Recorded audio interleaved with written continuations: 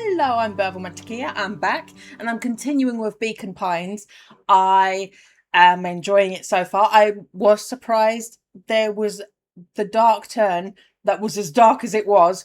We got corpses, baby. We have at the moment it's a choices matter game where you can be killed by the wrong choice. But the dynamic of the game is for you. Maybe it's just showing you the bad choice and then you go back and showing you to go back and change it. But at the moment, you can make the bad choice. You can be kidnapped, theoretically, and killed. And then you go back, you make your different choice, and then it goes differently. It plays out differently. It opens up different conversations as well. It closes conversations. Exploring is worth it in this game.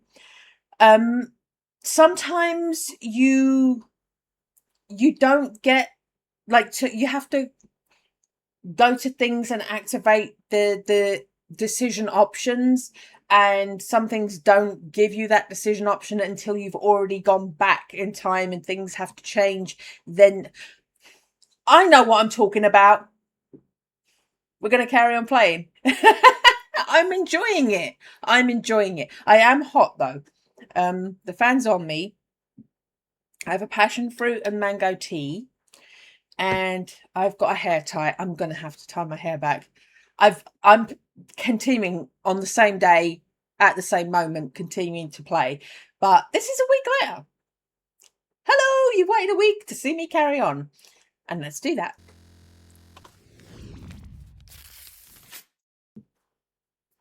It looks like I'm naked. I'm wearing something. I am wearing something. Okay. There you go. I'm trying to pull it up so that I don't look naked. Oh, fuck it. You know I'm clothed. That's better. Let's do it. Finding a friend. Oh, I did also check that I hadn't turned up the game volume so loud that it was drowning anything out, because I didn't want it to be too quiet. The next morning, it was quieter than usual at the breakfast table. Yeah, that I've turned that down for myself too much, so I can't hear. Only the sound of silverware and chewing interrupted the awkward silence.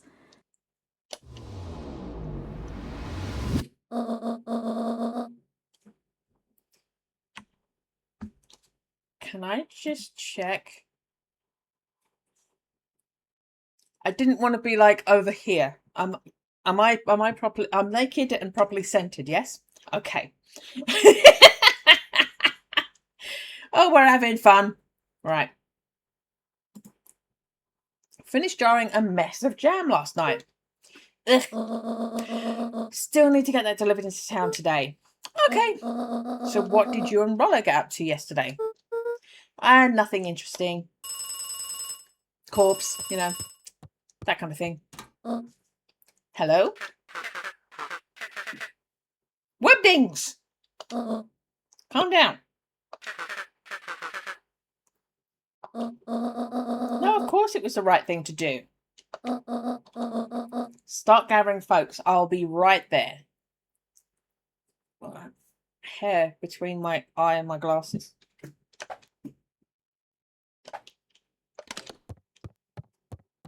You sure there isn't anything you want to tell me about yesterday? Well, I died and got resurrected, and then we found a corpse. Anything I want to tell you? Not really, we just sort of ran around a bit. Gran's brow furrowed. She let out a long sigh. Her voice was quiet and even. I have to go take care of something. You are to stay in this house for the day. Under no circumstances are you to leave. What? If I'm not back by dinner, there's stew in the icebox. But nothing. You're to stay here, understand? Yeah. Say it. I'll stay here till you get back. Good. Oh, and Luca, you left the icebox open yesterday. We're not made of money, you know. That was strange.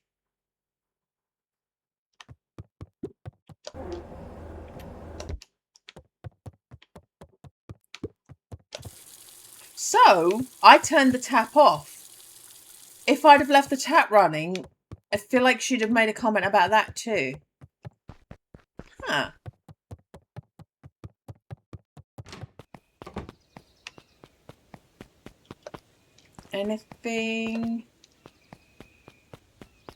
Anything interesting happening here? No? Okay. A faint electronic sound floated in the air. Is that coming from upstairs?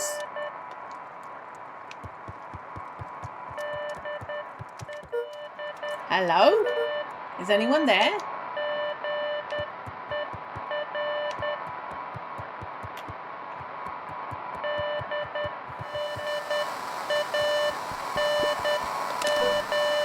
Hello?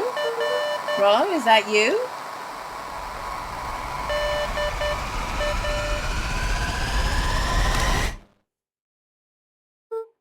Over?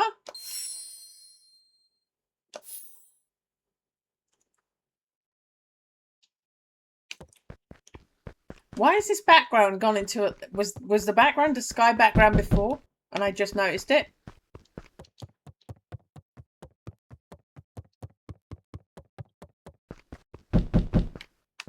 Oh, someone's knocking at the door. I thought that was actually me knocking the desk.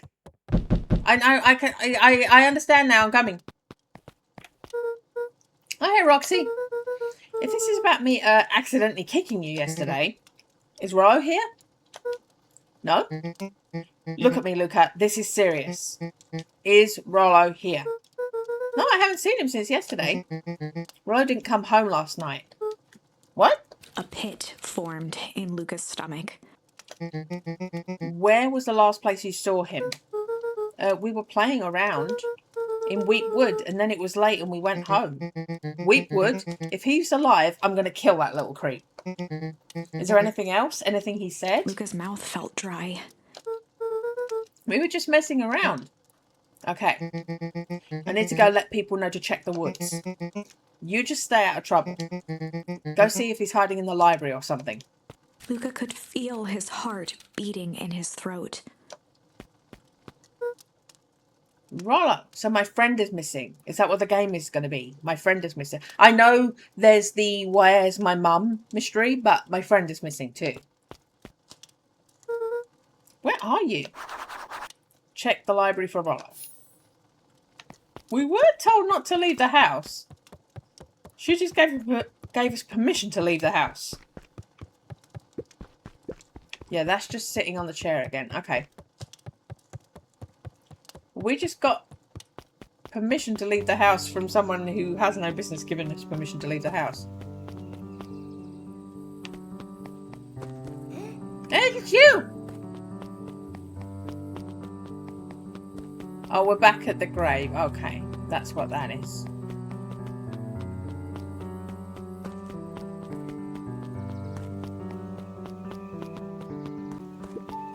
The road leading to Beacon Pines was long and uninspiring. A sort of natural barrier for the impatient.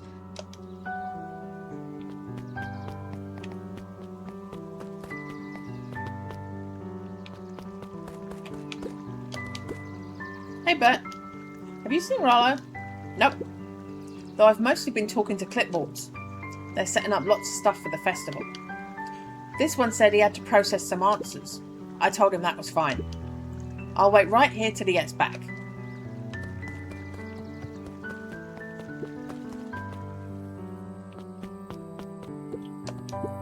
Hey Jetson, have you seen Rollo by any chance? Afraid not. As elusive as fish here in the pond.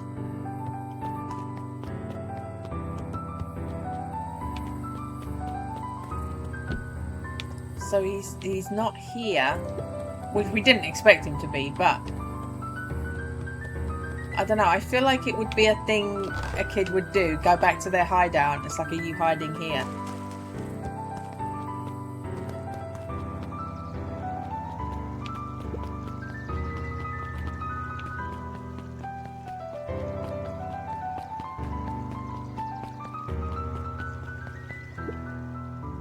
We really need to get back to work.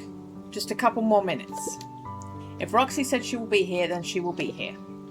I just don't see why I'm standing around, doing nothing, and waiting for Roxy, when I could be standing around, doing nothing, and getting paid for it.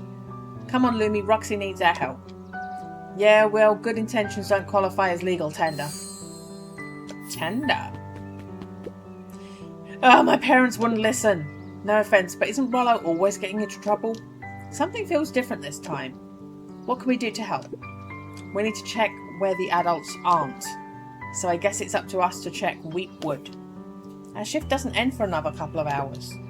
We could spend the time making posters. That would be great, I guess. Right, Fitz and I will check Weepwood. We'll be back later to pick up the posters.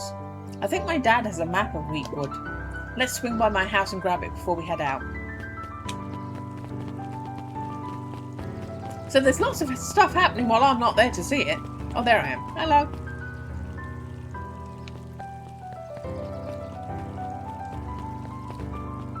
Oh, no, I didn't mean to turn straight around. Hey, Luca, what's up? You haven't seen Rollo around recently, have you? He doesn't come around here much. Not since they made a rule that he can only order decaf.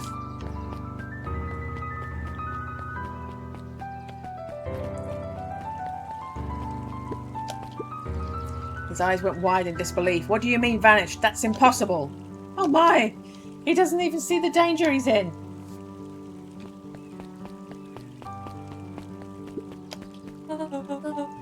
What's this about a missing child? Look, there's a Velma! I must stress that the situation is completely under control. Just seems so terrible. And you're sure there's nothing we can do to help? Nonsense, young Mr. Cotter will turn up safe and sound, I am certain. You just focus on settling in. I just trust my sister has supplied you with the suitable lodging. Oh yes, Mr. Valentine has been more than accommodating. We're just telling our daughter Beck that... Now, where did she run off to?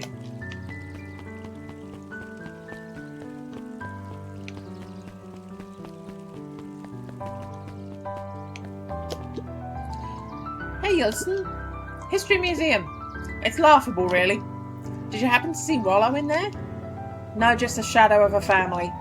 Clinging on to a town, clinging on to the past. Cling! So it was worth coming down here. Okay, it is worth exploring places I've been. Feel free to check for yourself. Don't expect to have your mind blown. It's always worth it to cut. Shall I hit this watermelon again? I hit the melon. I hit the melon. Hey Griffin, has Rollo been by? Haven't seen him all day. I'm sure he'll show up safe and sound. And when he does, tell him there's a strawberry chocolate double scoop waiting for him. On the house. He'll like that.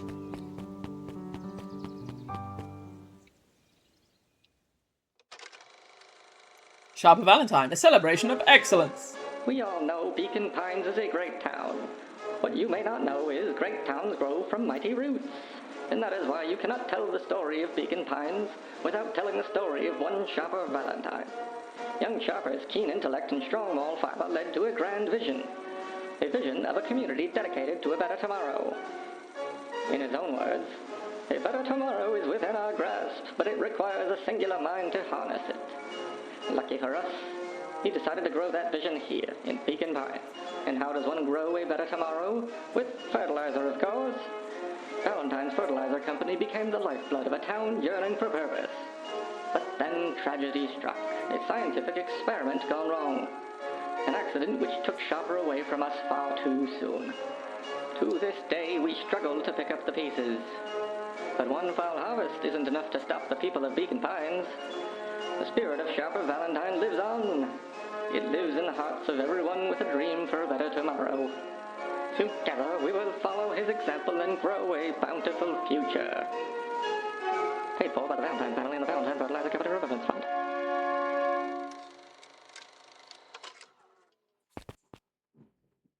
So it's not an exhibit, it's just a film that you get to watch. That was helpful.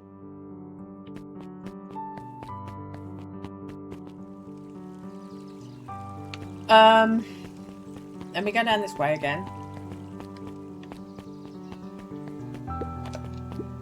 Hey, Dawn. Yawn!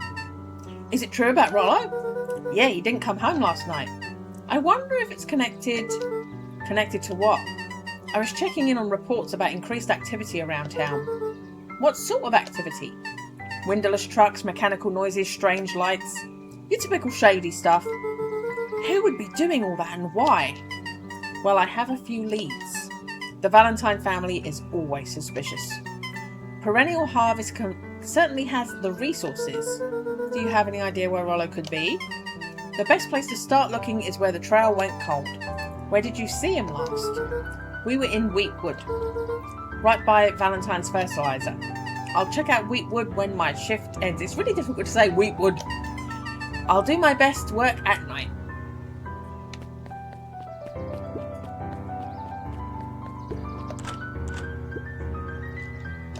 Okay, Fratelli's still not there.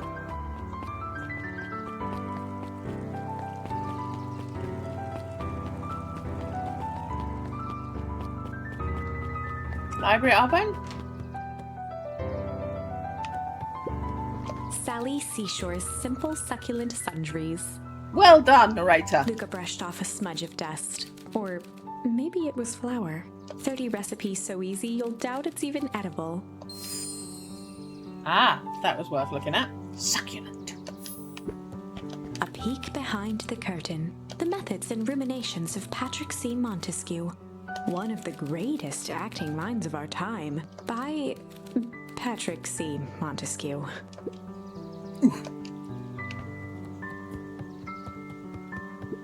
There were rarely any actual new additions. Simply a variety of existing content rotated into the front display each week. Not fooling anyone.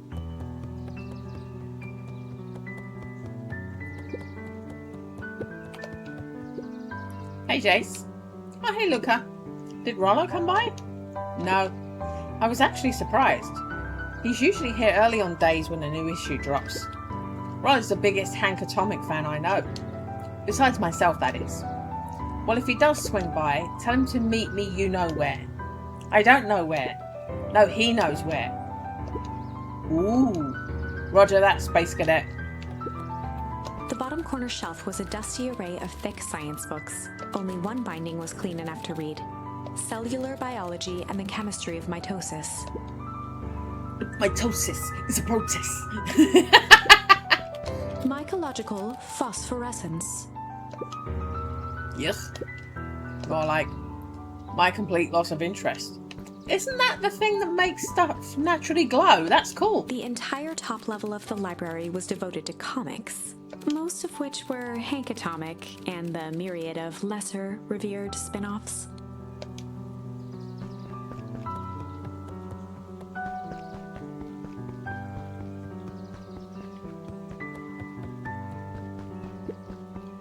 Kato volunteered at the library during the summers. He wasn't very social, so he'd dedicate each summer to becoming an expert in a single subject, making him a reliable source of very particular knowledge. If you were to ask Kato something he didn't know, he'd escape into the dusty old bookshelves and return with just the right thing. Hey, Kato. Kato was lost in his reading. Luca crooked his neck to see the title, Introduction to Melitology. Oh, hey, Luca, you snuck up on me. Good book? Dunno, just started it. He gestured to the shelves. I'm really running out of books I haven't read yet. So now it's on to the wonderful world of bees. Turns out bees are pretty cool. I agree! For instance, did you know about 70% of bee species actually live in underground tunnels? Or that there are 2 queens in a hive that will fight to the death for supremacy? Fight! That's interesting, but you haven't seen Rollo around recently, have you? Not since yesterday. Keep an eye out for him, okay? Sure thing. If I see him, you'll be the first to know. Okay.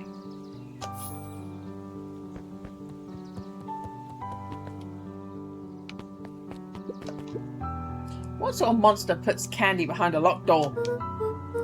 Oh yeah, Mr. Nuncreed works weird hours sometimes. Of course he does. How about you? When do I work? No, what's your name? Luca Van Horn. You're new here? Yep, not by Beck's choice. family moved often, giving her little time to establish any real connections. She would tell you she prefers it that way. I'm looking for my friend Rollo. He didn't come home last night. So he's missing? I guess so.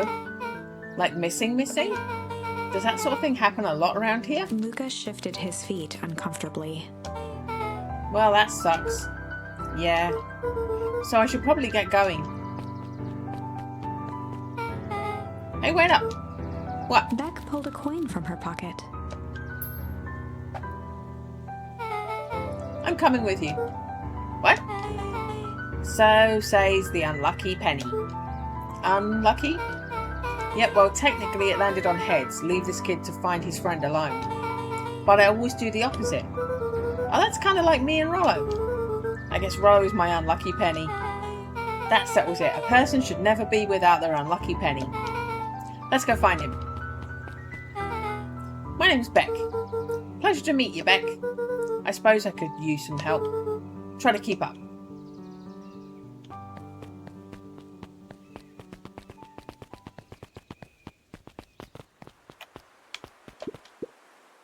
Joey, have you seen Rollo around? No, sorry, Luca. I've had my eyes in the dirt looking for beetles. I can't seem to find any. He never came home last night. Do you think it's because it's been colder than normal? I don't see what that have anything to do with Rollo. No, the beetles. Do you think the temperature confused their circadian rhythm or something? Who's to say? I'm no beetologist. Just keep an eye out for him, would ya? Of course.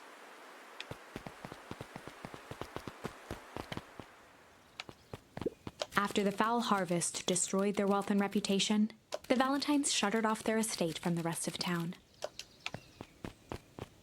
So this is just the same as last time, I think.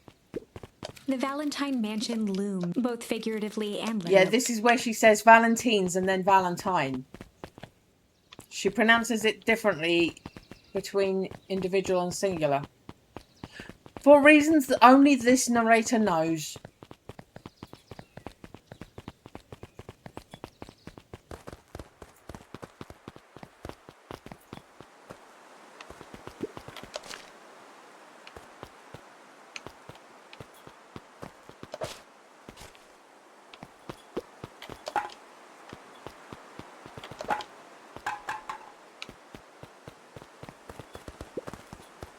Oh, so there's loads of stuff now.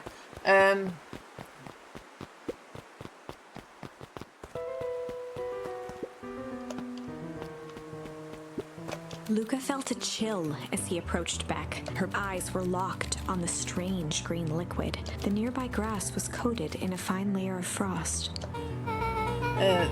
Is this sort of thing normal around here? Because puddles of glowing ooze are definitely not what I expected from this place. I have no idea what this stuff is. Well, the next obvious step is science! And what does science suggest? I poke it with a stick! Luca watched as Beck dipped a broken tree branch into the goo. Beck's eyes widened as flowers grew from the dead wood. First small buds, which quickly bloomed into vibrant petals. What the... Cool! As quickly as they had grown, the flowers began to shrivel and turn gray. So it resurrects, but only temporarily. Beck dropped the stick with a grunt of disgust. Okay. So the science tells us this gunk is weird as hell. Yeah, it seems dangerous. Hey Tish, look what the cat dragged in. Yep. Don't have time for this right now, Iggy. Don't say things like that, it hurts Tish's feelings. Ain't that right, Tish? Yep. She looks fine to me. Why hello, I don't think we've been properly introduced. Iggy's the name, this is my compatriot Tish. Yep. You've probably heard of us. Can't say I have. I'll forgive you just this once on account of you being new around here. Why would you hang out with this dud? He seems pretty alright. Iggy, why'd you have to be so... you? Has he even told you his parents skipped out on him? Shut up. It's true, they got tired of having such a pathetic kid and left him. Iggy, I'm only going to say this one time. Don't talk about my family. Ah, well look who's grown a backbone now that girl's around. First his pops croaked, then his mum finally couldn't take it anymore and bounced. Iggy took a step towards Luca, his sneer lit by the glowing puddle. Beck could see tears welling in Luca's eyes, his fists clenched. Some things about Beacon Pines were very different from the city, but a bully from a hayseed town is really no different from a city bully. Beck took a deep breath and thought. Time to bust out the strange. Well, time to bust out the strange. Alright, Luca, looks like you need a little mud bath. What's wrong with you, new kid? We're about to pound your friend. Beck stared in silence, the only sign of life being the twitch of an eye. It's weird when people don't talk. Yep. Stop being a weirdo. Hello, are you some kind of wackadoo? Makes sense, wackadoos travel in packs, eh, Dad? At the sight of Iggy taunting Beck, something in Luca snapped. Iggy's smirk shifted to a look of shock as Luca launched himself into his stomach. Ah! Iggy's Oh no, he clothes fell were in the puddle! drenched in the glowing ooze. You jerk, my clothes are ruined, I'm gonna... Iggy's voice began to slur as he struggled to get up. I unlocked a thing. I don't feel so good. Oh my god! The snap! Help! I'm sorry, I just... Oh shit. Yup.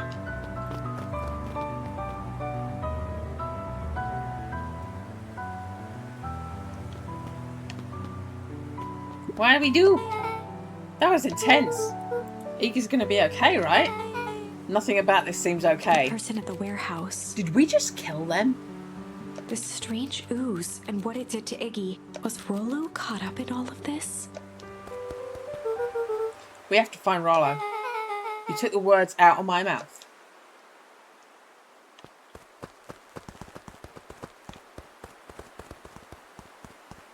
So we can't cross over it there. Right, we've done everything we needed to do here. Whoa there, little buddies. You startled me. What in the dickens are you up to in this part of town? We were just helping look for Rollo. Oh, you haven't had the good news? Rollo showed up safe and sound a bit ago. Really? So where was he? It's funny, really. He just got a little turned around in the woods. They can be disorienting, you know. I'm starting to get that impression. Rollo's at his house now getting some well-deserved rest. Wow, that's a relief. You two should scurry along before you get lost yourselves. Yeah, come on, Beck. Can't wait to introduce you to Rollo. Oh, that reminds me. Luke, your grandmother was looking for you. She was? She was worried sick. You should march straight home. I guess. Beck, your folks might be getting worried too. I'll walk you home. I need to talk with Nellie about work anyway. Beck glanced toward Luca. I guess all's well that ends well? I'll introduce you to Rollo tomorrow. Sure. Glad he's okay.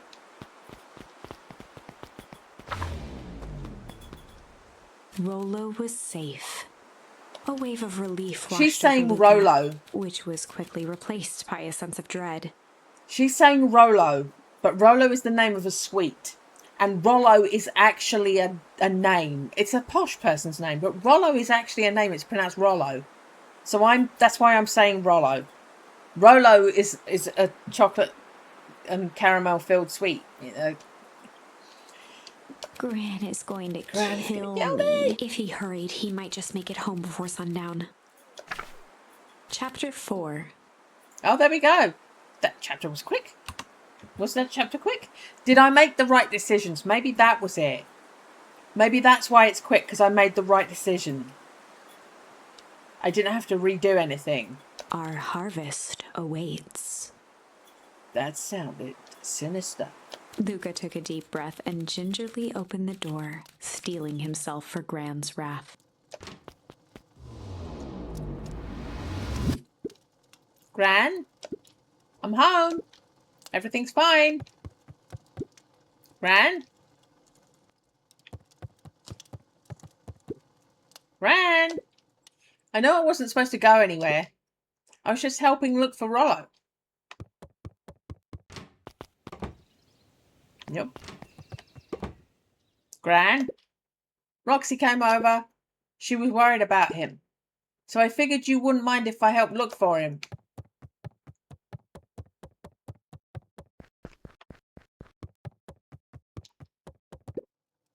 Turns out Rollo's safe and sound.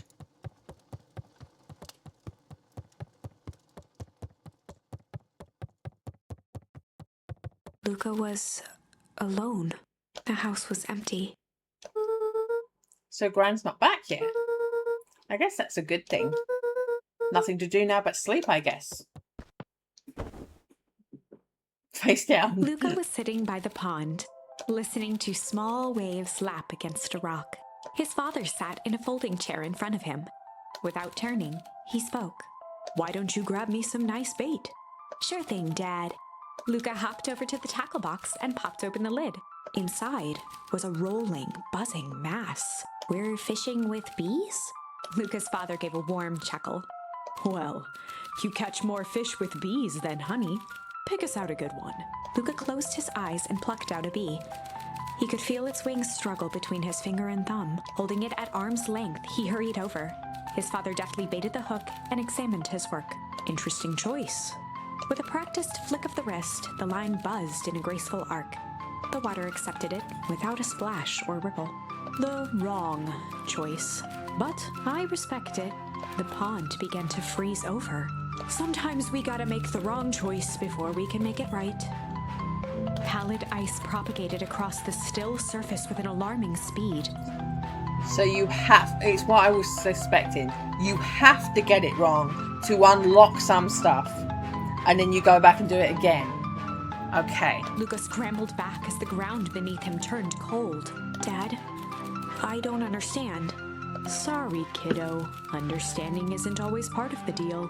The relentless ice shot through the fishing line toward his father. "Dad, look out!" His father casually wound the reel. "None of it's your fault, you know. Never was."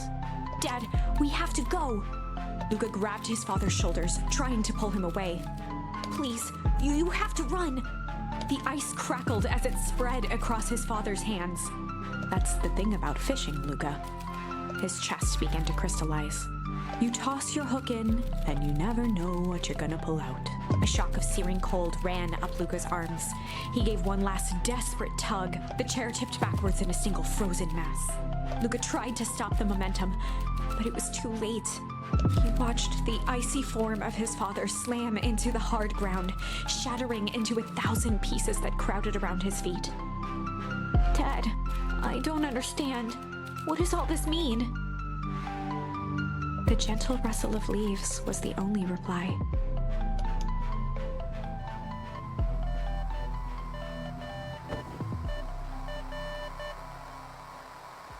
Luca's eyes struggled to focus on the walkie-talkie. What? Faintly, he could hear Rollo amongst the noise. Luca! Rollo, is that you? Luca! There? Rollo, it's the middle of the night. Luca, thank God!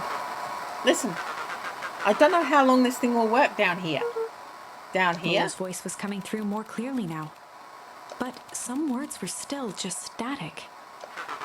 Listen to me. Someone grabbed me yesterday. What? The man in the hazmat suit? Took me to some sort of... I think I'm underground. Underground? Are you okay? Kinda. They seem more interested in... For now, at least. Mr. Kerr said you made it back home safe. Kerr? No. Trust... Hold on, someone's coming. The signal went silent. Rollo? Rollo, where are you? Luca held still, waiting for a response. His pounding heartbeat marking the passage of time. Okay, I think they're gone. Getting worse. I can barely hear you. Rollo's voice began to fade.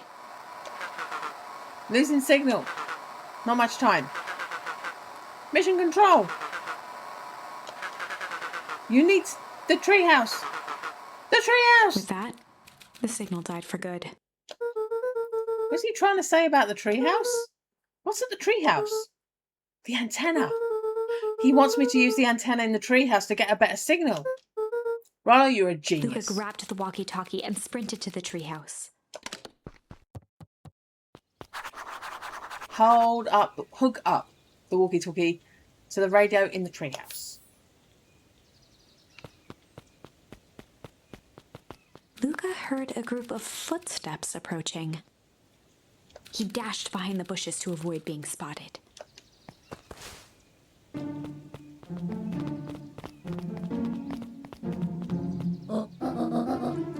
So we all understand our roles. You can count on me. I still think we need more time. That wasn't the original plan. Mr. Tolliver paused, shifting his eyes to one side. We're all in danger now. I, for one, refuse to sit idly by while that danger persists. Refuse. You just keep your wits about you. Mr. Tolliver took one long, quiet breath. You're right. You can count on me. I just wish we could have made that deal with the Harris Valentine. Her resources would still come in handy. As I said, I had no time to contact her after your call this morning. Plans change. How's Luca holding up? He's fine. We shouldn't lose sight of the fact that this is all... I know very well what all this is for. We have no choice. Operation Sparkplug has a new objective. Are we in agreement? The three shared a determined look. Good. We'll reconvene after the festival.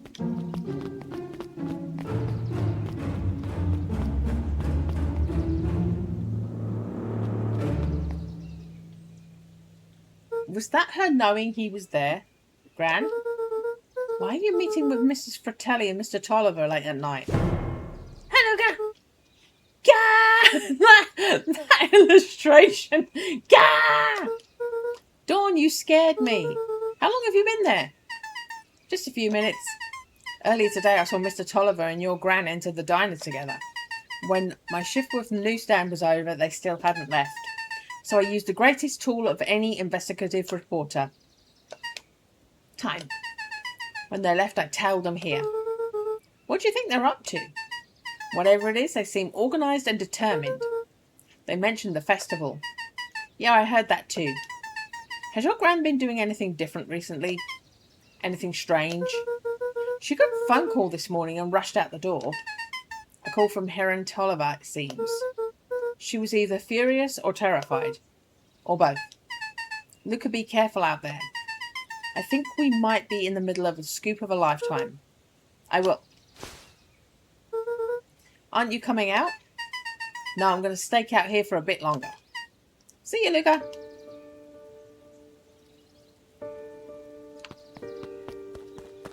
We have a nighttime beacon, Pines.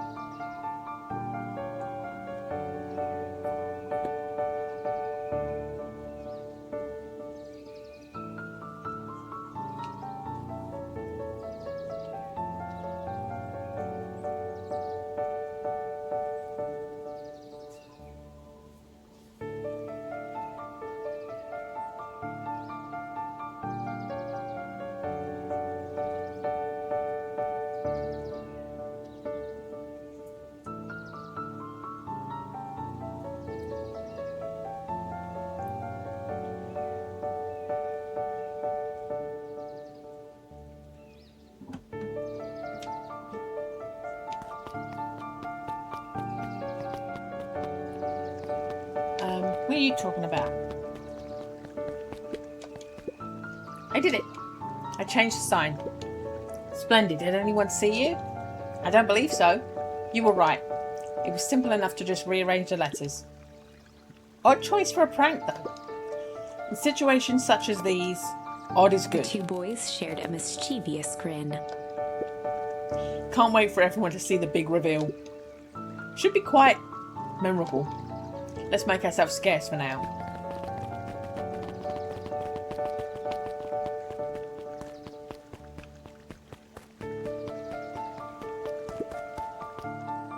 What was that?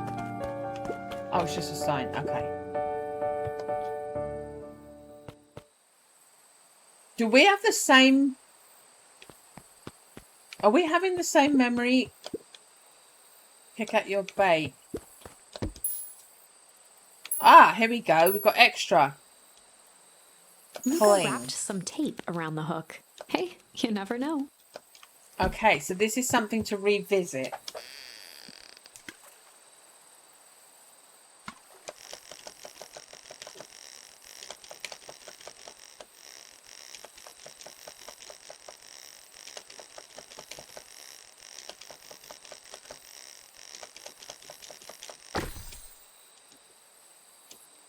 What's that?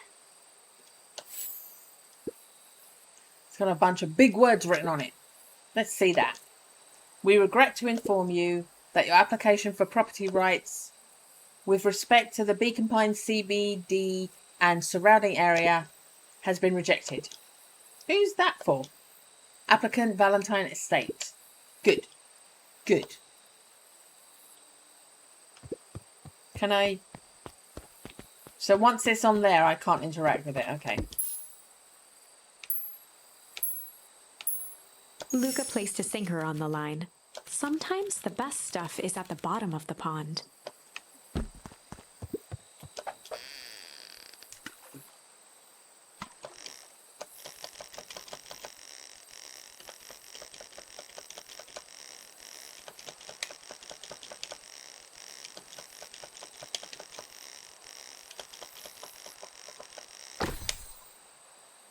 Message in a bottle.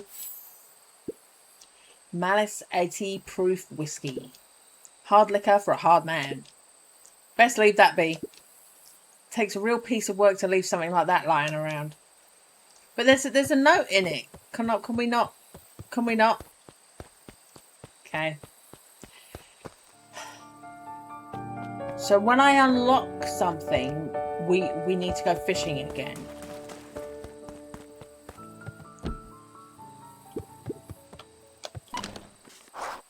Hook up walkie-talkie to the radio in the treehouse. Rollo, are you there? I'm at the drink house now, Rollo. Mr. Kerr said you were alright. What happened out there? Dang it, Rollo, where are you?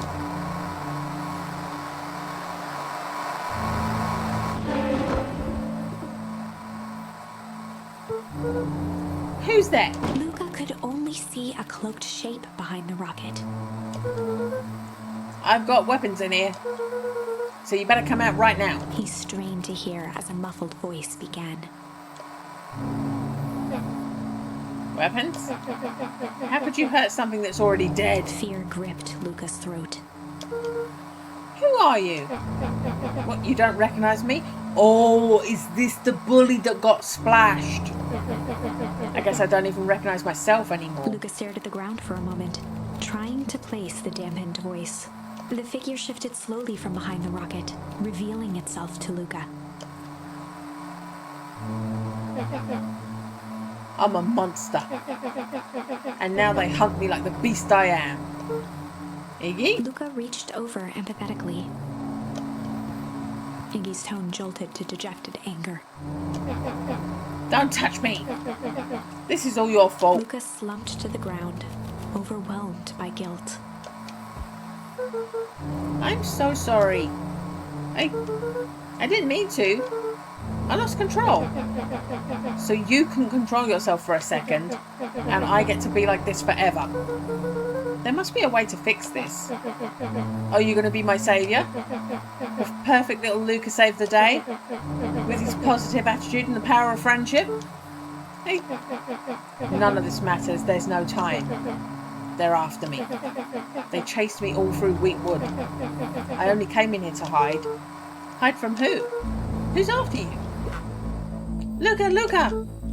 Rollo! It's not safe, Luca! Rollo, where are you? The treehouse! I'm at the treehouse, Rollo. Where are you? No, Luca, the treehouse isn't safe. They said they were going to the treehouse. I was trying to tell you to stay away from the treehouse. Who said they're going to the treehouse? The clipboards. What did I tell you? Those perennial harvest wackadoos are after me. They've been chasing me, yelling questions at me. What sort of questions? They were saying the same stuff they always do, but it's different now. Less asking, more threatening. We're going to figure this out, Iggy. Yeah, well, thanks. Hello? Is anyone present in this arboreal domicile? Crap, they found me. Look at what's happening. Don't panic, you stay here and I'll see what they want.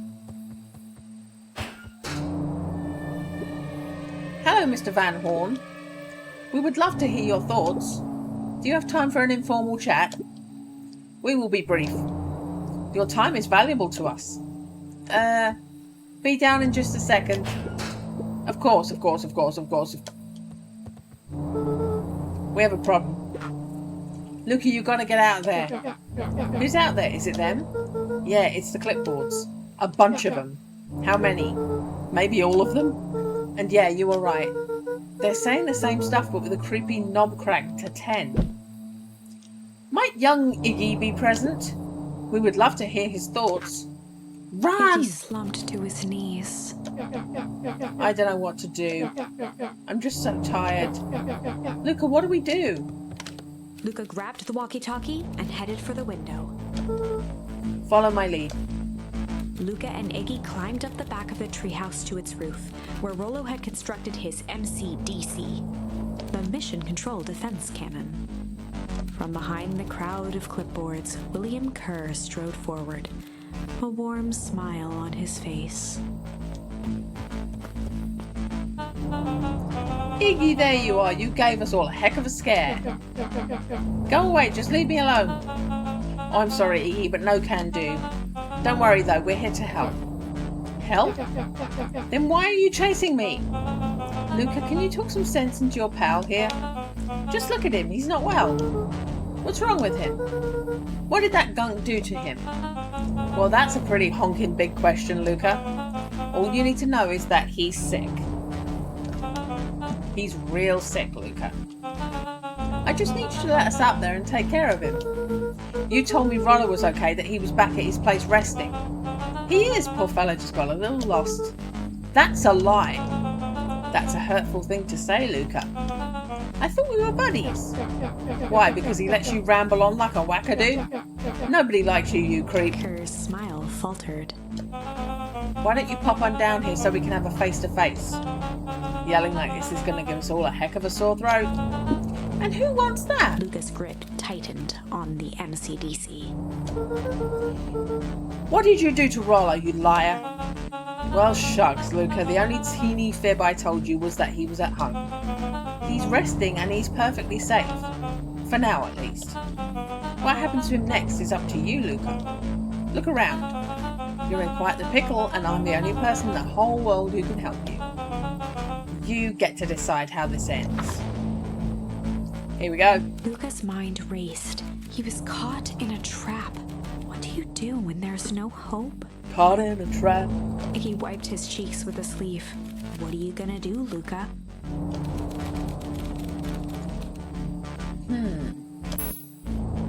Oh, fight is the only option. Okay.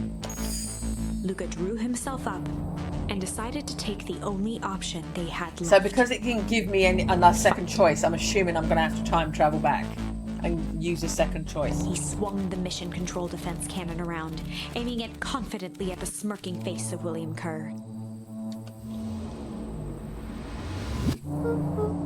Hey, Mr. Kerr. Luca summoned his most insolent demeanor. Rollo sends his regards. Hey, that was uncalled for. More than a little rude. And just plain unsanitary. Look, I really did think we were good pals. What a shame that it's come to this. Kerr turned his back on the two boys. End With this. a nonchalant wave of the hand, he made his exit. As the clipboards began to slowly advance on the treehouse, Luca looked to Iggy with resignation in his eyes. The end. So your fight was just, I'll throw a stick on the floor. That escalated quickly. Maybe discretion was the better part of valor here. Let's put a pin in this for now.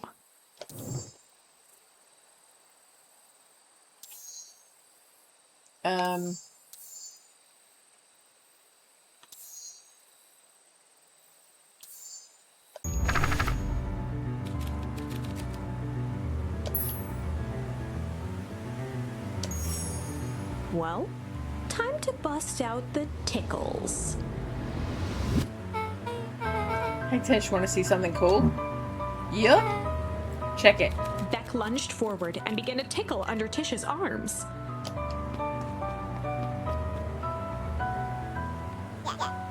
What the? Tish, is she tickling you? Yup. Hey up. Hey up. Tears began to form in Tish's eyes as she gasped for breath between gales of laughter.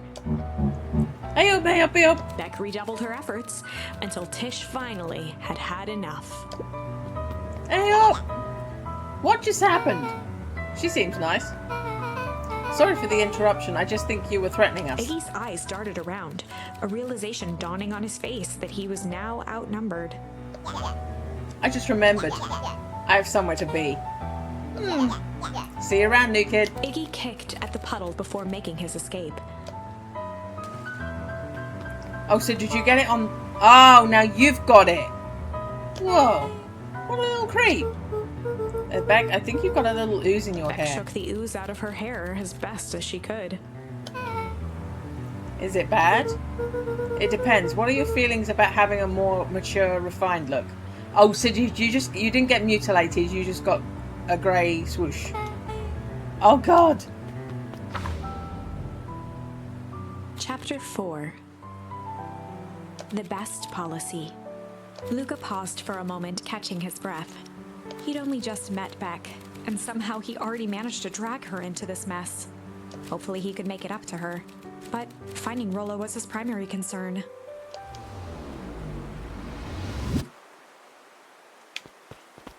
Ah! Luca, what the hell are you doing out here?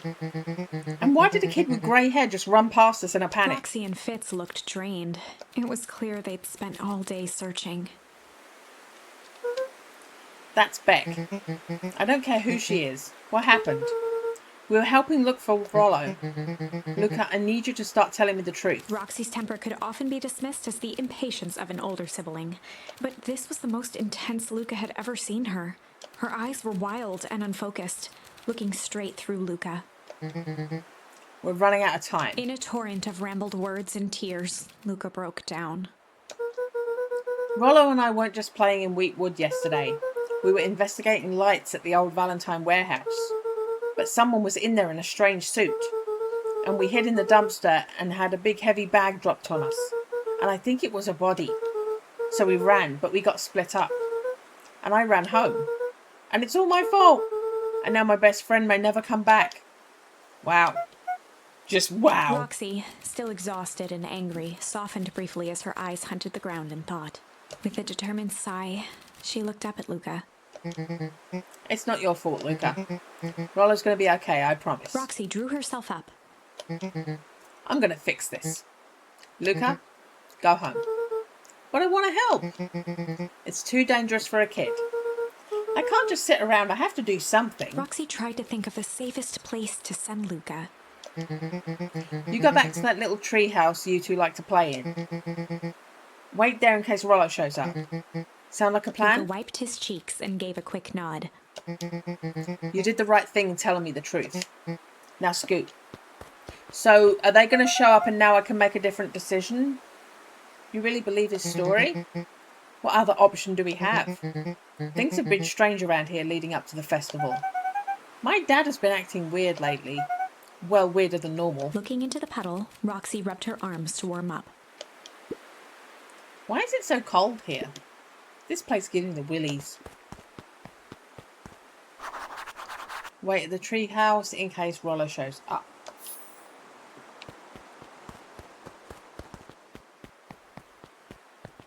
Mr. Nuncreed jumped with a start. Well, don't sneak up on an old fella like that. Sorry. Who are you talking to? What? Luca motioned to the phone booth. Oh, no. I was just checking because I thought I heard it ring. But the darn thing never does, of course. Yeah, I've never seen anyone use it, really. The whole thing's a waste of money, if you ask me. Any word from Rollo yet? Not yet. Long time for a boy to lose his way. Rollo knows those woods too well to get lost. I suppose you're right. Silly boy's antics have this whole town worried sick. Antics? We all know Rollo likes to play his little pranks. You think this is a prank? What other possible explanation could there be? He's not playing a prank and he didn't get lost. Someone took him, I know it. How would you know that? Unless... Luca, is there something else that you know? Mr. Nuncreed gently placed one of his substantial hands on Luca's shoulder. Dang it, boy, if there's something you know, something that could help your friend, you need to tell folks. Luca peered up at Mr. Nuncreed. Kind eyes warmed a stern face. There was a deeper emotion hiding beneath it all. It was subtle, but Luca could sense something eating away at him. Ah, that's the only option I've got. There was a shame lurking behind those eyes. A deep sadness. If Mr. Nuncreed was that worried about Rollo, maybe he could help. Yesterday, Rollo and I were messing around at the old Valentine warehouse. Mr. Nuncreed raised an eyebrow. Both of you? You were with Rollo when he went missing? Not exactly. I was hiding in the dumpster. The dumpster? What were you doing in there? At first we were just looking around. Then someone in a strange yellow suit came and dumped something on us. We both got scared and ran. That was the last I saw of him. You got scared by some garbage? Well, that's why you don't go skulking in someone's dumpster. But it wasn't garbage, I think. I think it was a body. I'm sure it was just some trash. No, there was a name tag. It said Deep Engineering. Mr. Nuncreed's shoulders slumped. I wish you wouldn't have said that. A deep sigh bellowed from his chest. Why did you have to... I tried, Luca. God knows I tried to keep you safe. Luca attempted to take a step back, but Nuncreed's hand clamped down on his shoulder. But you Van Horns just can't help yourselves, can you? We were all so close to being done with this. With a firm shove, Nuncreed manhandled Luca into the phone booth. What are you doing? It's out of my hands now. The door latched shut with a mechanical hiss. Shit. As Luca pounded the glass, the floor dropped from under his feet. The inside of the phone booth was now a loose capsule. Am I going to have to do another gravity's whim. restart? Luca winced and pressed his hands to the walls. As he braced for impact, the capsule hurried to a surprisingly smooth stop. He felt a cold rush of air and opened his eyes with hesitance. Two large figures in hazmat suits occluded his view. Luca heard the deep, resigned voice of Mr. Nuncreed over an intercom. He knows too much. The end. Ah, got killed again. Wait. No. So we don't trust Mr. Nuncreed. This isn't the end. I know there's still much more. Somehow this went wrong. Okay, let's try something else. I don't have another option.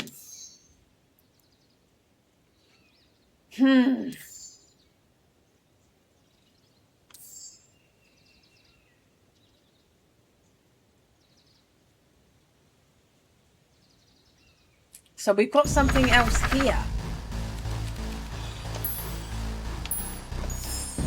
This is a story about struggle. Luca could hear a machine humming somewhere nearby. He felt around wildly, searching for something, anything that could help. His hands found a hard object, maybe a tile. He yanked it free, lifting the cold stone. Let me go! Luca swung the tile as hard as he could at the shape that still held fast to his leg. He heard the crack of glass as the stone hit the assailant's mask. With a muffled yelp, the hand let go. So this is the consequence of me exploring by myself. Luca was free and scrambled to the door. He never looked back once on the long run home. Chapter 3. So we're back to chapter 3, but our friend isn't missing now. Everything's fine. Everything's fine. The next morning, it was quieter than usual at the breakfast table. Oh my god, this is getting difficult to keep track of. Only the sound of silverware and chewing interrupted the awkward silence. We know not to trust Mr. Nuncreed. Finished jarring a mess of jam last night. So that'll need to get delivered into the town today. Okay. So what did you and Rollo get up to yesterday? Well, Rollo had things to do, so I just sort of poked around town. I've set the jam down by the front door. I don't know there's a dead body now. 2 batches to drop off. One for Mr. Tolliver, the Bag and Wag. Delivered jam to Mr. Tolliver. Another for Mrs. Fratelli at the diner. Mrs. Fratelli. Oh, and Mr. Nuncreed? He said he wanted some more. I suspected as much. Yes, he seems to have taken a particular interest in my jam. There are some extras in the basket for that enthusiastic gentleman. Just make sure Fratelli and Tolliver get the ones on top. No problem. So the secret messages he's trying to intercept. Off of you now while the day is still young. Okay. Do I want to grab my walkie-talkie?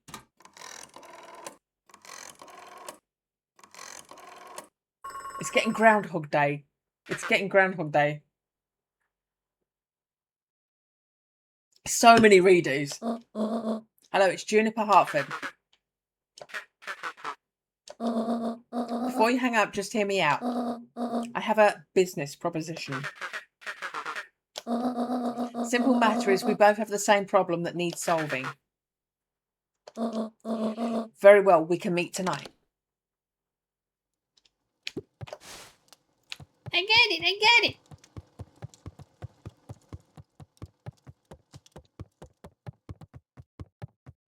Oh.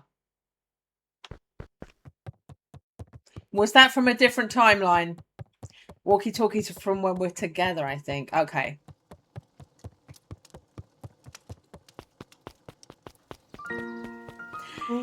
You're alive! Okay. Sorry about yesterday. Roxy can be so annoying. But good news, no more boring chores for me today. Did you make it to the old Valentine warehouse? So, what did you find? Give me the dirt. Something happened. There was someone else there. Wait, who was it? Was it aliens? I knew it would be aliens. No. Zombies? No. Alien zombies? What else could it possibly be? Rollo, I've got to deliver these into town first. We can catch up after. Oh, is it a whole thing? Sounds like a whole thing. Yeah, we shouldn't talk about it here. Meet me at the treehouse tonight. I'm not sure what this treehouse is you speak of. Meet me at Mission Control. Roger that, Space Cadet.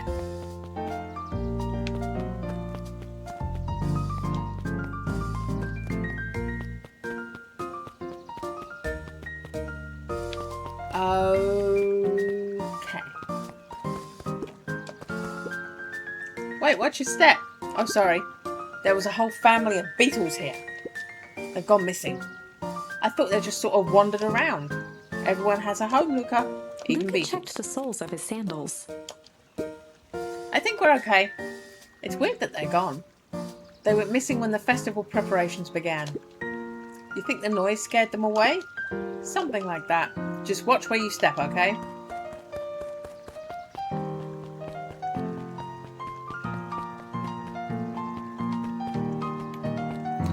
Okay.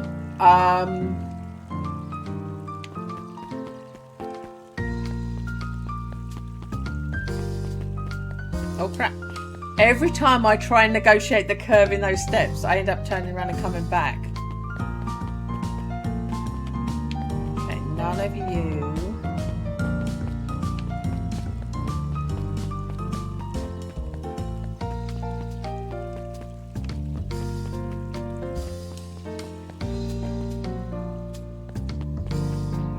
Can I talk to you? Hey, Dawn. Yawn? Hey, Luca, what's up? They got you on jam delivery, eh? Yep. Have you seen the new kid around yet? New kid? Yeah, came in from the big city. Her parents both got jobs here. But get this, one of them is working for William Kerr and Perennial Harvest. And the other is working for Harris Valentine. And the Valentines represent Beacon Pines' past.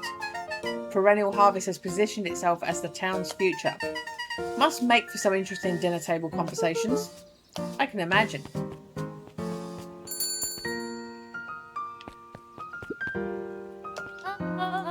Well, if it isn't my favourite little jam runner. Hey, Mrs. Fratelli. Look at She you. leaned forward and pinched Luca's cheek. You're all skin and bones. Your gran not feeding you? She is. It's just... I understand. You know, I taught your mama how to cook back in the day. You may not even remember, but you and her used to help out in the diner. See that picture over there? That's you helping your mama back in the day. So cute running around in your little apron taking orders. The whole situation just breaks my heart what would happen to Eleanor. Break. Got a feeling she's out there somewhere yearning to be with you again. Few things in this world can keep a mother from her son. Luca shifted the basket uncomfortably. Oh yes, let's see here. Mrs. Fratelli lifted the cloth and inspected the jam. Ah yes, they even have my name on them. How She thoughtful. carefully lifted out her jars of jam. Tell your gran hello for me, Luca. Will do.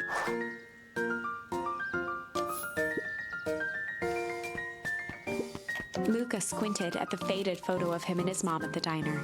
Memories of that day came flooding back. Flashback! You've been here this whole time. From my flashback to now.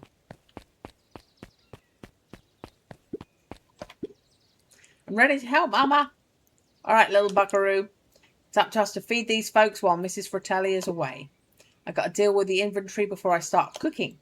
Do you think you can handle taking some orders in the meantime? Yes, Mama. Hey, Roxy. Luca, I'm helping. Well, hopefully your work ethic will rub off on Rollo. What can I get you? I'm not really feeling like a burger. How about a chicken sandwich with bacon on top? Coming right up.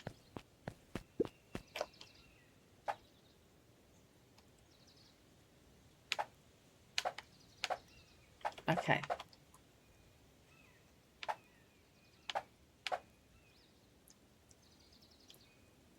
Chicken. Bacon.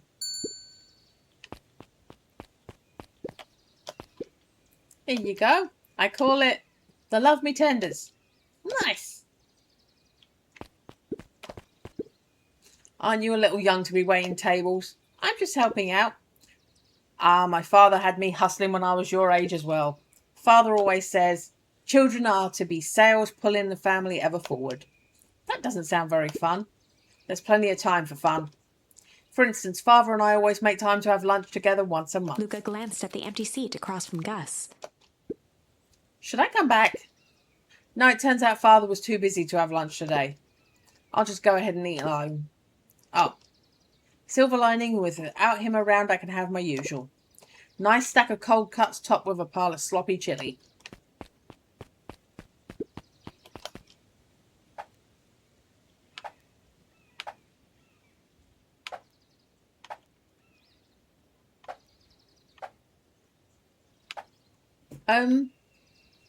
Is that cold cuts?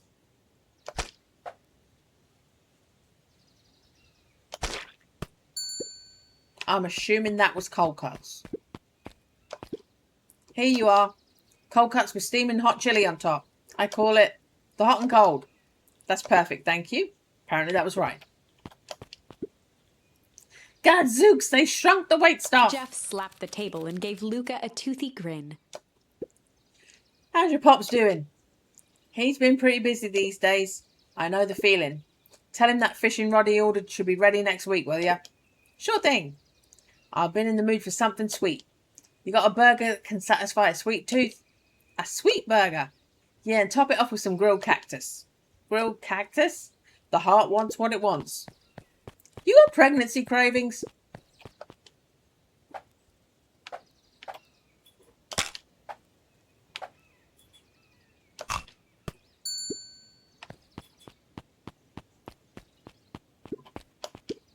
Here's your order. I call it the sweet and stabby. Ha, now that's a burger we'll buy. Looks like we're missing a few things. Why don't you run out and grab some more ingredients? Okay, I'll be back.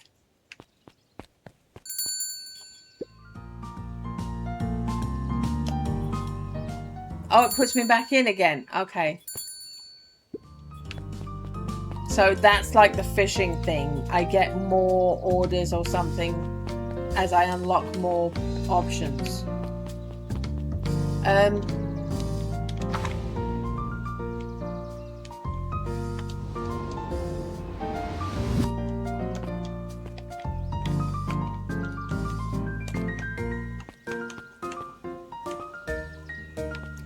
So how do I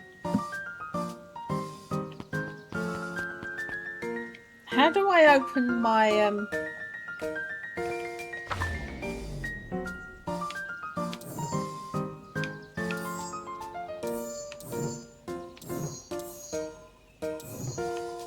how do I open my to-do list? I could just be left alone, Mr. Van Horn. Oh, sure, sorry to bother you. It's just that Mr. Karras asked me to make the opening speech of the festival. Being mayor and all, you might expect me to be a charismatic speaker. Truth is, I'm terribly nervous. I don't really think I'm cut out for this sort of thing. Cut out for being mayor or for public speaking? Both, I suppose. I never really chose any of this. It's more of a duty to my family, for our legacy. That sounds like a heavy burden. As for the festival, just speak from your heart. I'm sure that'll be great.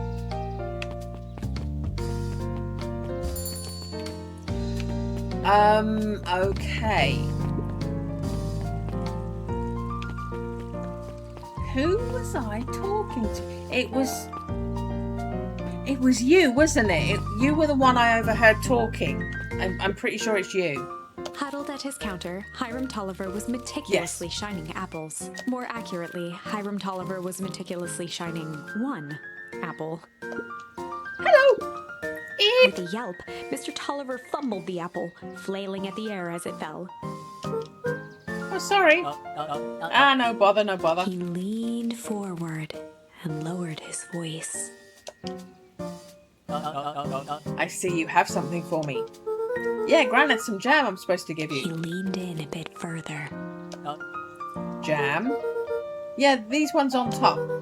She wrote your name on it. Mr. Tolliver leaned back, speaking loud enough for anyone to hear. Ah, yes!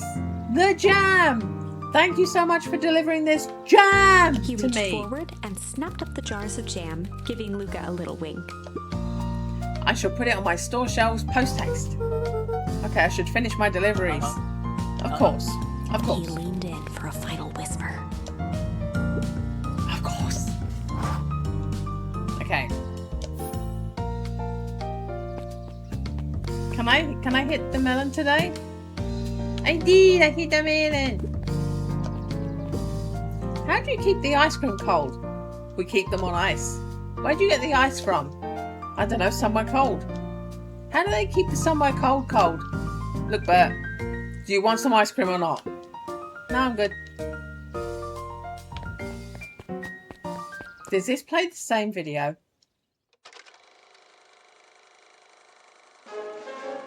We all know Beacon Pines is a great town. Okay. I think it plays the same video.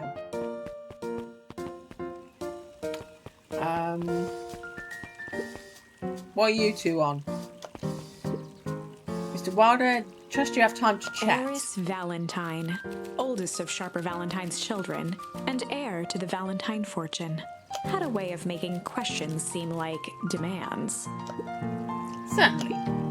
What seems to be the problem? Mr. Wilder had learned to assume that if he was hearing from Eris, it was because she had taken issue with something he had put in the paper. I couldn't help but notice that the front page of this morning's paper was consumed with stories about this silly festival. Well, yes, this is the news of the day, but there was no mention of the museum, nor the foundation through which it was endowed. Sorry, Miss Valentine, my readers are more interested in this town's future, rather than any one family in particular. There was a time, Mr. Wilder, when the goings-on of my family was the only thing this town cared about. Well, things change, ma'am, and you know change is dangerous.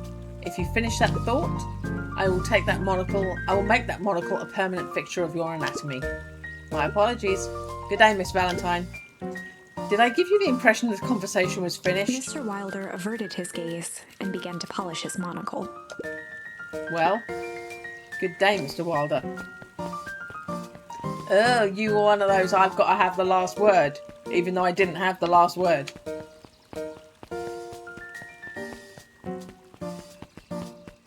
So, you're crooked. I'm going to make you wait for your jam. I'm going to make you wait for your jam. Hey, Kado. Good afternoon, Luca. Can I help you find something? Try me. Been some weird stuff going on in the old Valentine warehouse. Can't say I know anything about the old warehouse. Empty hives don't stay empty for long. Kyle motioned to the book in front of him.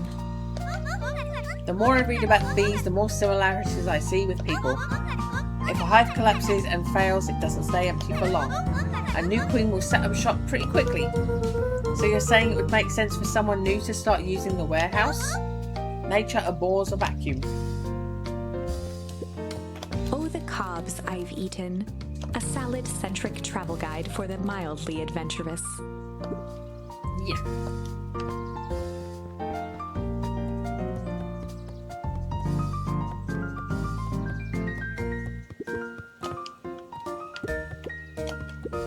Hey Jace. Oh hey Luca. Have you seen this new issue of Hank Atomic? Not yet. No spoilers please. It's awesome. It's a flashback. No spoilers please. We get to see how mild-mannered Henry Adams becomes Hank Atomic, man of space justice. Jace, no spoilers. Oh sorry. My point is you're gonna love it. Alright Jace, catch you later. Roger that, Space Cadet. Making sure there's nothing I'm missing out on. Okay. I'm just carrying jam. Don't mind me. Hey, Git. You murdered me last time. Got some jam for you, Mr. Nuncreed. Lucky, you seem chipper. Well, aside from being on delivery duty, it's a nice day. Mr. Nuncreed eyed Luca for a moment, then nodded in agreement. I suppose it is. Do you want your jam? Oh, right.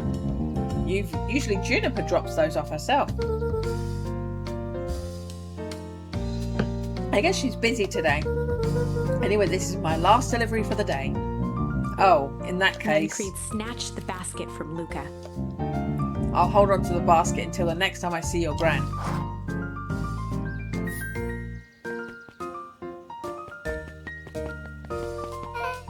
Hey you! Anchovies or pineapple? Where? Don't think. Just answer. Pineapple? Why? How old are you? 12? Perfect, follow me. Who are you? Anyone ever tell you ask too many questions? Just try and keep up, okay? What just happened? What?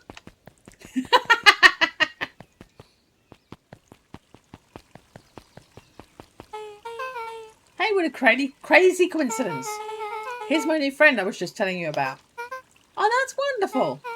Yep, we just hit it off. Oh, really? Get this. His favourite pizza topping in the whole world is pineapple. Oh, And what's your new little friend's Beth name? locked eyes with Luca. The look on her face was equal parts expectant and desperate. Luke Van Horn, nice to meet you. I'm Nellie, and this is Diana. We're Beck's parents. Beck gave Luca a quick nudge. Oh yeah, Beck told me all about you. Already feels like we've known each other for years. So you can both stop obsessing about me making friends. Oh, darling, we never doubted you.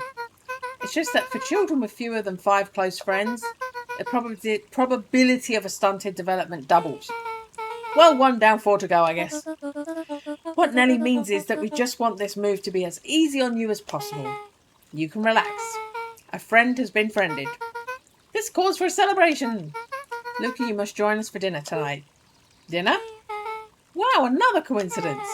I actually already asked him and he said he would love to. It's just wonderful. In that case, we should pick up some groceries. You two don't get into too much trouble now.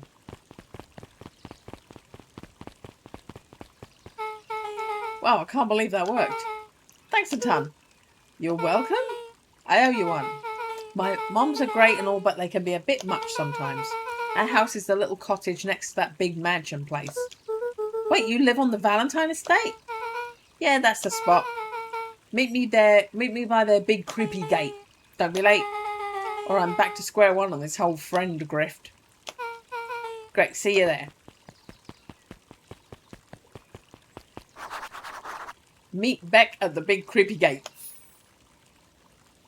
I come! I come! Hey, what are you doing here? Good morning, Jeff. What's so good about it? Another day further down the tubes, if you ask me. Come on now, it's not all bad. The festival's coming up. The festival. Old man Valentine used to put on cockamamie shindigs all the time. And where did it get us? Well, it's Perennial Harvest putting on this one. And they're doing it for the whole town. As far as I see it, the difference between Old Valentine Company and this new Perennial Harvest outfit Jeff dug through his pockets for a bit. Is the difference between an empty soup can and this brown banana.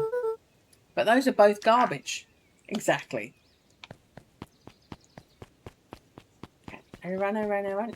You have gone. You're not here anymore.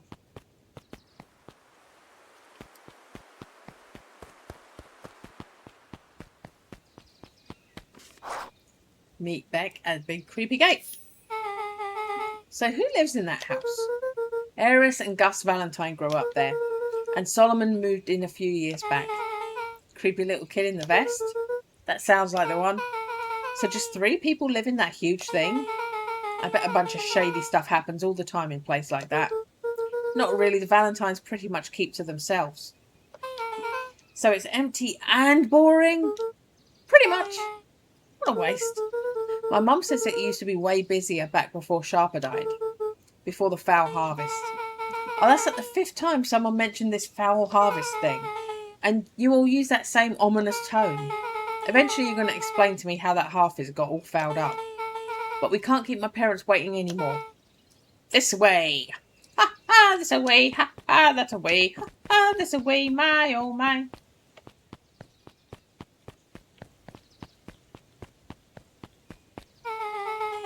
Most kids would have just ditched me by this point. Why are you still here?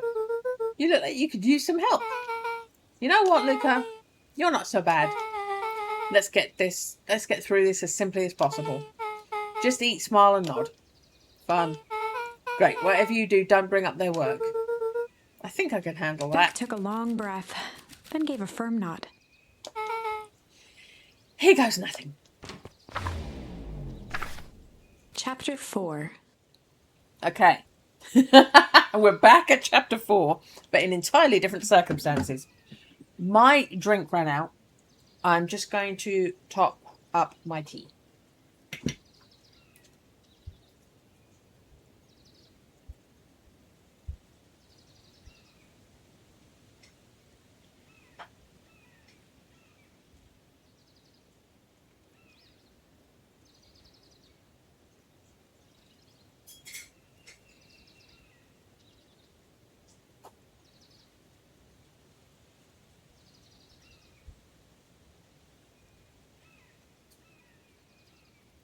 So this is definitely not a game to look up how many chapters it is.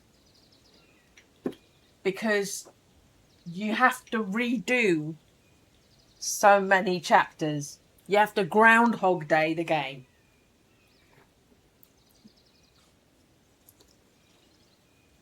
So if there's like 7 chapters, it doesn't mean you're just playing 7 chapters. Okay.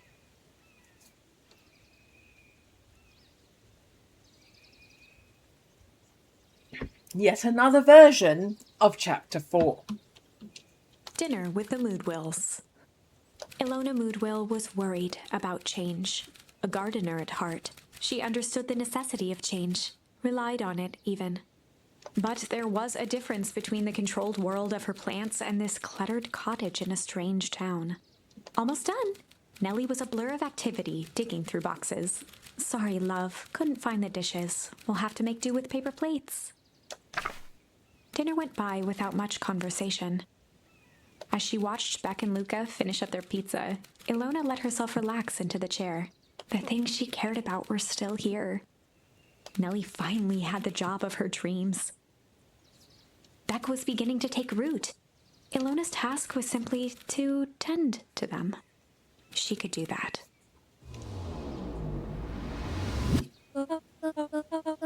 So, Luca, tell us a bit about yourself. Where do you live? I live with my grandma, over on the other side of the river.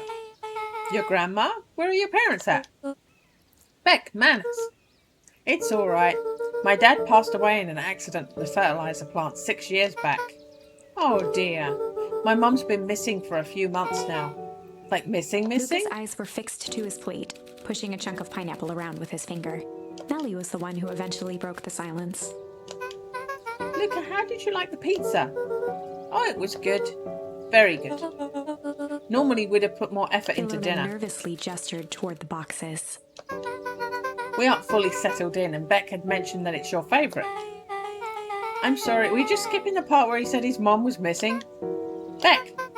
I'm sorry, Luca, this move has us all a little tired. Luca wiped his face with his sleeve. No, it's fine. So Beck said that you moved here for work. Beck gave Luca a swift kick under the table. Ow! I mean, what brought you to Beacon Pines? You were right in the first time. We're here for work. Nellie won't tell you this, but she's a brilliant chemist. I don't know about brilliant, but I love it. She's brilliant. Perennial Harvest just made her the newest lead researcher of deep engineering. She makes it sound more impressive than it is. I'm just happy I can get to make a difference in the world. Perennial Harvest is at the forefront of evolving agriculture into something more useful than sprinkling water and excrement on the ground. Luca glanced over to Beck. She seemed to be holding her breath. What Nellie means, Luca, is there are different ways to grow plants. Yes, some people talk to their plants and hope for the best. And some people happily leave their job to allow a loved one to pursue their dream. You swore you didn't! Beck slammed her fist into the table, perhaps harder than she intended. Hey, Luca! How about some dessert? I actually have to meet my friend Rollo Luca soon. glanced outside to gauge the time. The sky was darker than he expected, filled with ominous clouds. Looks like there's a storm brewing. I should get going. I didn't think there was any rain in the almanac. Yeah, almanacs aren't that useful around here. Luca wiped his mouth one last time with his napkin and started to get up. Thank you all for the pizza. It was really good. See you at the festival, Beck.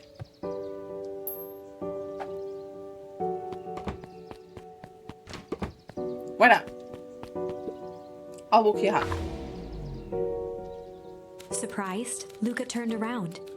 He knew Rollo could be prickly around new people. But Beck seemed cool. Rollo would warm up to her eventually. Probably.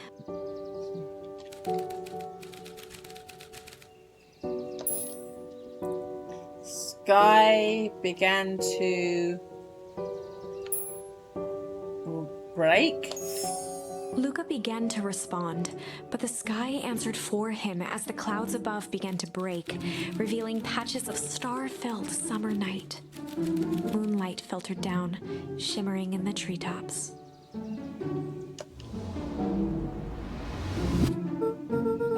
Sure, you can meet Rollo. You're not going home? No, I promised Rollo I'd tell Lucas him stopped about... himself mid-sentence. Promise you'd tell him what? Spit it out, Bob. We're thick as thieves now. There's a juicy secret you gotta tell me.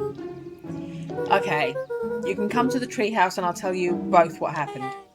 Heck yeah. Why is she going Lucas ahead? saw It's Beck your skulking treehouse. by the gate. So you're telling me there's nothing mysterious or creepy about this place? It's mostly boring and empty. I refuse to believe that. Big spike gate. Looming mansion. Rich reclusive owners. Even smells shady. Beck grabbed the wrought iron bars and shook the gate. Mark my words, you decadent nightmare house. You will reveal your secrets to me.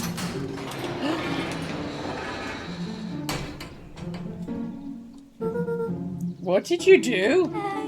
First of all, I told you so. Second, hide. That's Hera's Valentine. Who's that she's talking to? Shh. I expect you to return that suit in working order. Of course, as long as everything proceeds as planned. There's nothing to worry about. The only thing I'm worried about is what's rightfully mine. If that means making some unsavoury alliances, so be it. I couldn't agree more. There comes a time to suspend hostilities. I'll deal with our common threat. Now this is what I was talking Beck's about. voice was an excited whisper. Proper shady stuff. Someone in a suit like that tried to grab me yesterday. Seriously? Shh. You do understand that when this all inevitably fails, I will deny everything. I wouldn't expect any less of you. You just worry about your part in this and let me handle the rest. I can't wait to see the look on that Rube Kerr's face.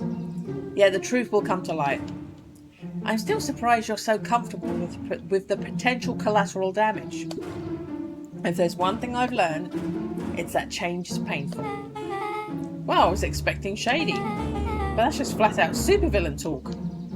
You don't mind me asking, why?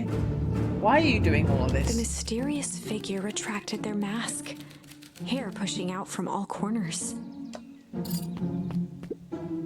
Family. A chill ran down Lucas' spine. So, she's not the one who killed him the first time. His vision blurred. Beck stifled a sharp wince, and Luca looked down to see himself wrenching her hand. An answer I can certainly respect. Gran tousled her hair back under the face mask. Just remember, keep everything nice and normal until the festival. I don't need lessons in rousing suspicion. Gran gave Eris a curt nod and disappeared into the night.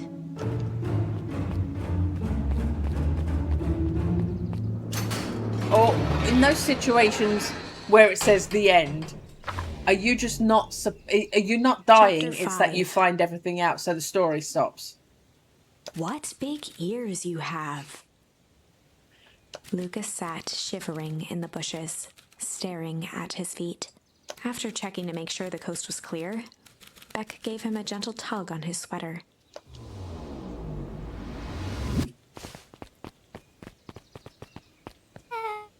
What's wrong? You look like you've seen a ghost. Why are you so scared of that old lady in the hazmat suit? That was my gran. That was your gran? Yeah. Okay, well, I'm sure there's a perfectly reasonable explanation for all of this. Let's just get to the treehouse and figure things out there. Lead the way. Follow me!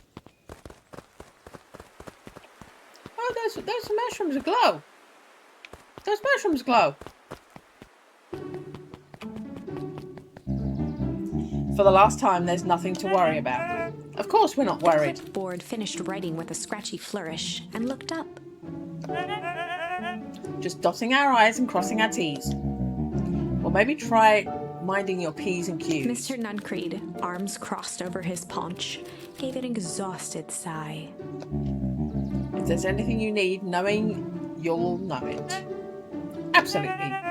If you just sign here acknowledging everything is accurate, we'll be out of your hair in a flash. Oh, for the love of... He snatched the pad and scribbled his name so hard the pen nearly snapped. There. And would you like my eternal soul as well? The clipboards looked at each other for a moment, almost pondering the possibility, then broke into laughter as they walked away. Ha ha ha. So, can we avoid having to walk past him? No, we have to walk past him.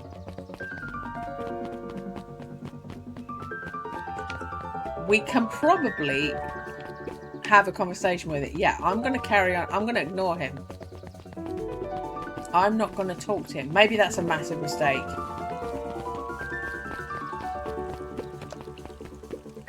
Another day, another dollar. See you tomorrow, Z. Have you noticed how all the perennial harvest folks order the same drink? Decaf cappuccino with extra foam? Why? I don't know. I just thought it a little odd. Pretty weird for sure. Well, the customer is always right. See you bright and early tomorrow. Can't wait.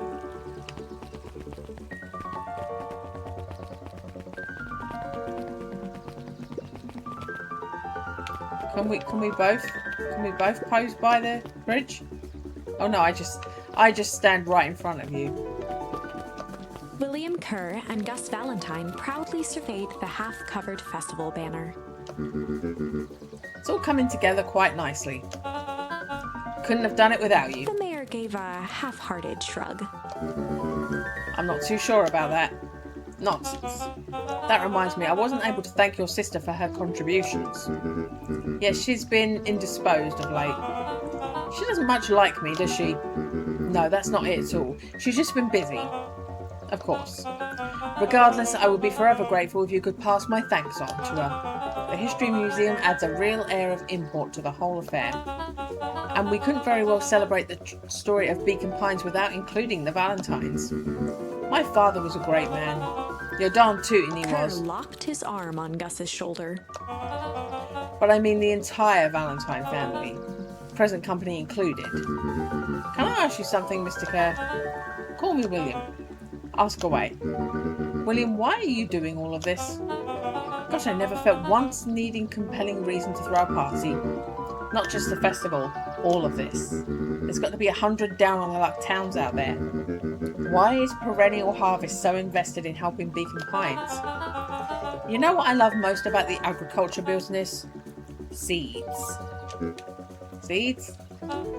Yep, little bundles of potential. With a glimmer in his eye, Kerr gestured grandly toward the horizon. You treat a seed right, nurture it, feed it, and it can grow into something truly special. You see potential here? Undoubtedly. The seed of greatness is already under our feet. All it needs is a little nudge. And the right leadership, of course. Oh. Good night, Mayor Valentine.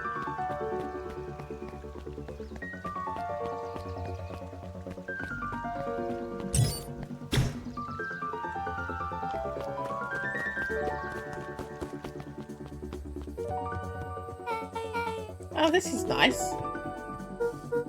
Yeah, the treehouse is just a little further on from here.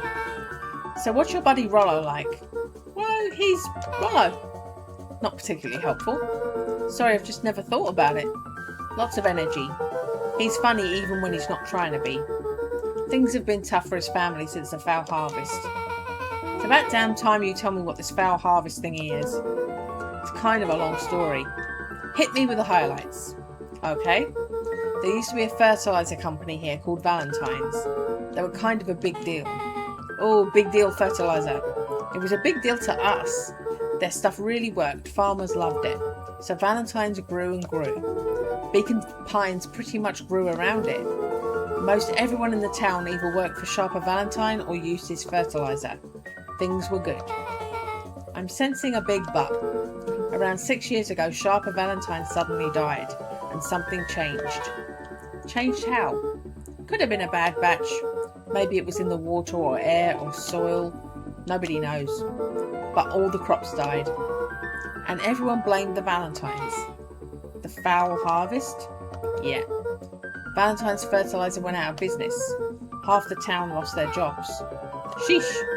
Next year the crops came back, but something was different. You plant a crop, do everything right, and it's sort of a crapshoot what happens. And no one knows why? Nope. I take it Rollo's farm got the short end of the stick. Yeah, for some reason their farm was hit harder than others. That sucks. Things have got better since Perennial Harvest came into town. The Beacon Pines Reborn Initiative? Yep, first thing they did was give the town a deep scrub. They even put us up in hotels in one town over for a week while they decontaminated the groundwater. We better get going.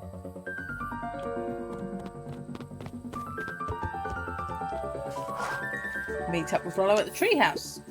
It's about time. I was about to give up and go home. Who's your new kid? Name's Beck. You must be Rollo. I see my reputation precedes me. Welcome to Mission Control. Rollo waggled his head with pride. You find we spared no expense in construction. Oh my god, he's turned into John Hammond. I've seen worse looking piles of junk. Thanks. Hey, look, you know the security concerns we talked about? Yeah? While I was waiting, I made some improvements. Let me lock this baby down for a little test infiltration. Can't be too safe these days.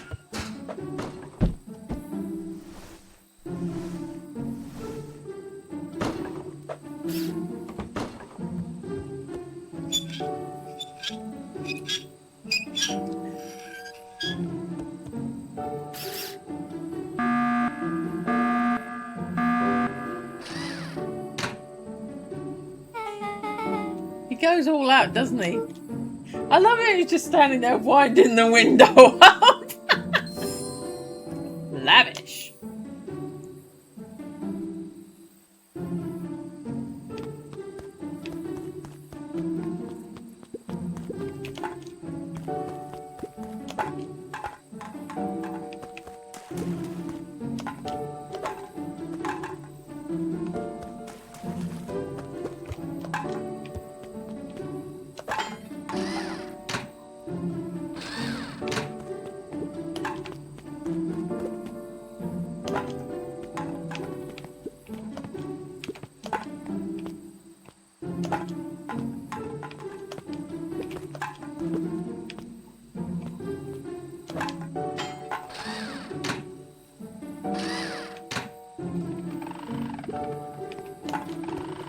Ah, it's moving now.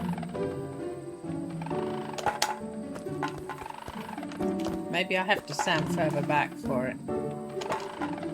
No, it throws upwards anyway.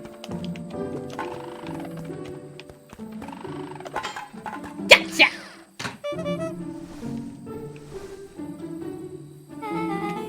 Where did you guys get all this junk in the first place?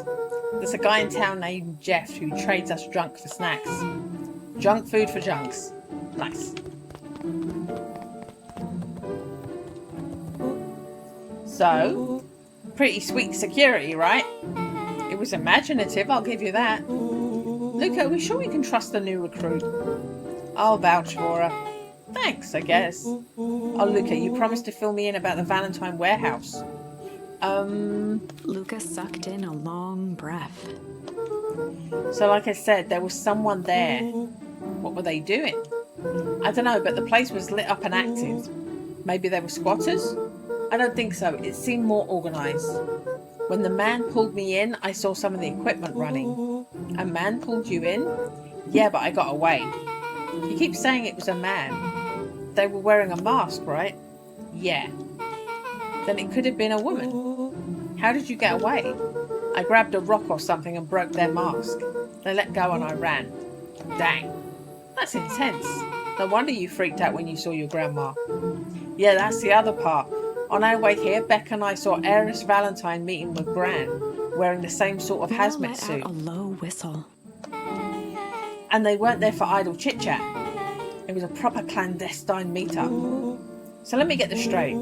There was an operation in full swing at the Valentine warehouse. You were almost abducted by a strange man or woman in a protective suit. Then you saw your Gran in the same suit talking to Heiress Valentine. Pretty much. I'm beginning to think this town is kind of awesome. Rollo and Luca shot back a look. No offense. And so we can logically conclude aliens or alien zombies have infiltrated the town. And their leader is your gran, who she tried to murder, and she tried to murder you. First of all, and for the last time, there are no aliens. Second, it couldn't have been my gran at the warehouse. I broke that person's mask to get away. The mask Gran was wearing wasn't damaged. But she's definitely hiding something. Maybe. Your gran is weird, but she might be the most boring person in the universe. All she does is sit around all day making jam. What could she possibly have to hide? Don't know, we haven't talked much since she moved in. Moved in? Your gran isn't from here? No, she came a few months back to take care of me after his mum went missing. Did you know your gran before? Not really, no. It's been years since I've seen her. Luca, don't take this the wrong way, but are we sure your gran is on the up and up? Luca gazed out the window. I'm just saying. It sounds like strange stuff has been happening since she showed up. We could say the same thing about your family, but you're right. Luca, your gran is hiding something. And Pa always says folks only bury stuff worth digging up. We need to investigate your house. If my gran really is hiding something, don't you think I would have noticed by now? That's kind of the whole point of hiding something. I guess you're right. Gran's been leaving the house for hours at a time this week. I'll call you two tomorrow when the coast is clear. And we can start getting to the bottom of this. I'm always game for a good snoop. You can count me in. Chapter 6. Okay. Can I do a save? Oh, it's saved. Okay. Okay. That's a good stopping point, I think. That's where we are now. We went back again. He never got kidnapped. They don't know about the radioactive sludge. She never got so many things got erased. So there's stuff I know that they don't know. There's people I know not to trust, or maybe that's a red herring. It's all so much. I'm not going to be able to leave gaps between this. Fortunately, I have got a week off, so I can play this without having to leave quite so many days between playing it. So I won't have that I've forgotten how it all works or I've forgotten details thing.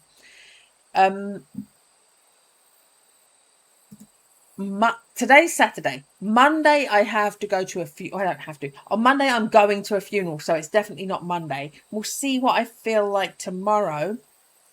Otherwise it will be a couple of days and then we'll come back to it. But I'm invested.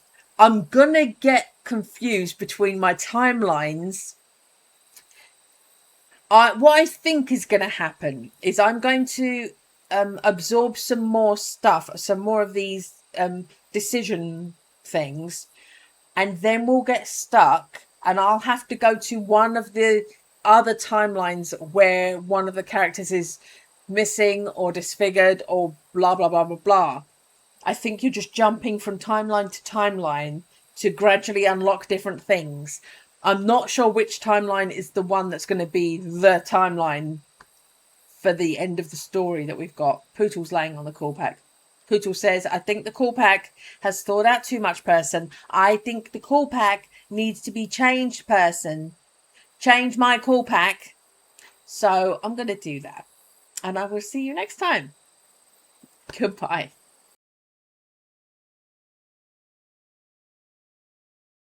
We all know Beacon Pines is a great town. What you may not know is great towns grow from mighty roots. And that is why you cannot tell the story of Beacon Pines without telling the story of one Sharper Valentine. Young Sharper's keen intellect and strong moral fiber led to a grand vision. A vision of a community dedicated to a better tomorrow. In his own words, a better tomorrow is within our grasp, but it requires a singular mind to harness it. Lucky for us, he decided to grow that vision here, in Beacon Pines. And how does one grow a better tomorrow? With fertilizer, of course. Valentine's Fertilizer Company became the lifeblood of a town yearning for purpose. But then tragedy struck, a scientific experiment gone wrong. An accident which took Sharper away from us far too soon. To this day, we struggle to pick up the pieces. But one foul harvest isn't enough to stop the people of Beacon Pines. The spirit of Sharper Valentine lives on. It lives in the hearts of everyone with a dream for a better tomorrow. Together, we will follow his example and grow a bountiful future. Paid for by the Valentine family and the Valentine Fertilizer Capital Reference Fund.